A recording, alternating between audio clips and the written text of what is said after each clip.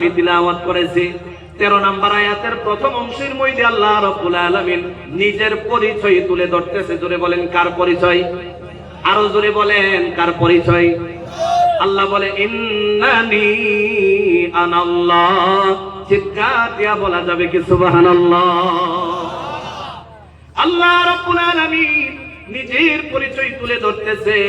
সব কিছু আল্লাহ বানায় দিল। মুসলমান রে, আল্লাহ নিজের পরিচয় না দিলে হয় না। এই জন্য আল্লাহ বলে নিশ্চয়ই আমি নিজেই আল্লাহ। কোন সুবহানাল্লাহ? আল্লাহর পরিচয় আছে না নাই? জোরে বলেন। আল্লাহর পরিচয় শুনতে গেলে চোখ খোলা মাত্র আল্লাহর পরিচয় হাজার হাজার বের হয়ে যায়, কিন্তু বুঝতে পারি না।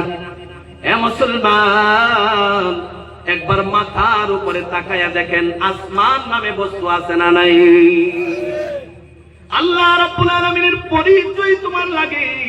আল্লাহ রাব্বুল আলামিন কুরআনুল কারীমের মধ্যে দেখে বলে আল্লাযী জাআলা লাকুমুল আরদা ফিরাশা ওয়াস সামাআ বিনাআ।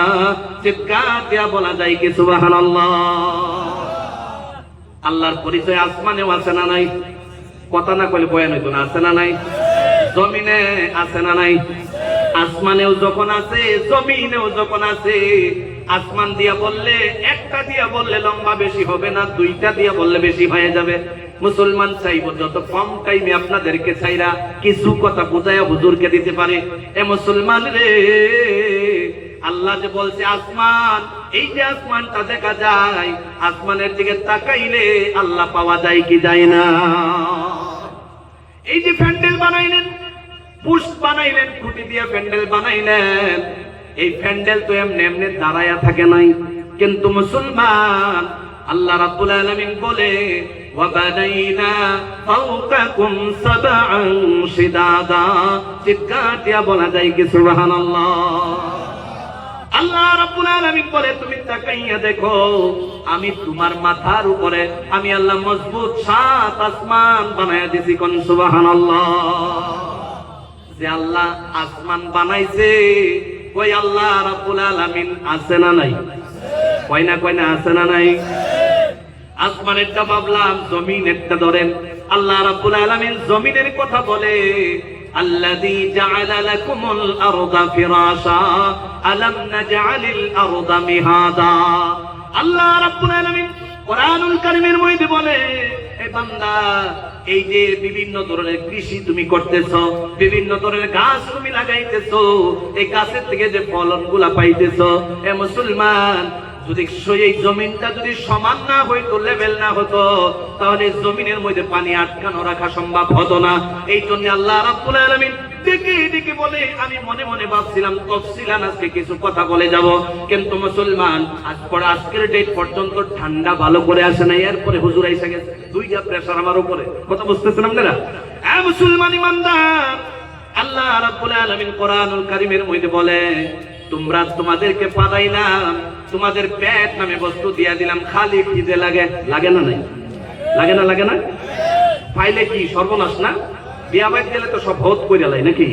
আছে না মানুষ আছে না? তাহলে মুসলমান ইমানদার, এই যে আপনি খাবার খাবেন, জমিন যদি সমান না হয়, লেভেল না হয়, কৃষি করা যায় না। কৃষি যখন করা যায় না, রিজিকেরও ব্যবস্থা হয় না।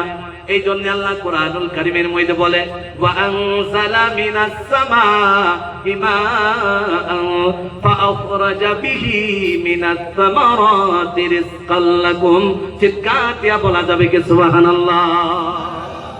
আল্লাহ রাব্বুল আলামিন বলে, আমি আল্লাহ আসমান থেকে যে পানিটা দেই, এই পানির জরিয়া কি হয় তোমরা জানো নি? এই যে জমিনের মধ্যে যে আমি আল্লাহ পানি দিয়া দেই, পানি দিয়া কি হয়? ওয়াখরাজা বিহি মিনাস সামারাত। এই যে তোমরা যে গাছ তরলতা লাগাও, কৃষি করো, এই কৃষি যে করো, আমি আল্লাহ আসমান থেকে পানি দেওয়ার সাথে সাথে মনে মনে ভাবতেছো বোরিং করার পর যে পানি দিয়ে কৃষি হয়, একেবারে ভুয়া কথা। আসমান থেকে যদি 1 বছর পানি না হয়, দ্বিতীয় বছর জমিনে পানি কমে যাবে, তৃতীয় বছর পানি হলো না, তৃতীয় বছর আরো কমে যাবে, চতুর্থ বছর পানি হলো না, আসমান থেকে একেবারে পানির সংখ্যা 0 হয়ে যাবে। এভাবে মুসলমান, আসমানের পানি যদি না হয়, জমিনের নিচের পানি দিয়ে কৃষি করা সম্ভব হবে না? জোরে বলে, একেবারে সম্ভব হবে না। এই জন্য আল্লাহ রাব্বুল আলামিন বলে আমি আল্লাহ যে পানি দিয়া দিলাম এই পানির জরিয়া ওয়া আখরাজা বিহি মিনাস সামারাত, সামারাত মানে ফল। আল্লাহ বলে আমি তোমরা যে গাছ লাগাইলা এই পানির জরিয়া তোমাদের গাছের মধ্যে ফলের ব্যবস্থা করে দিলাম। কোন সুবহানাল্লাহ। আর এই ফলকে আমি কি করি? রিজকাল লাকুম, আমি এই ফলকে তোমাদের জন্য রিজিকের ব্যবস্থা করে দেই। কোন সুবহানাল্লাহ।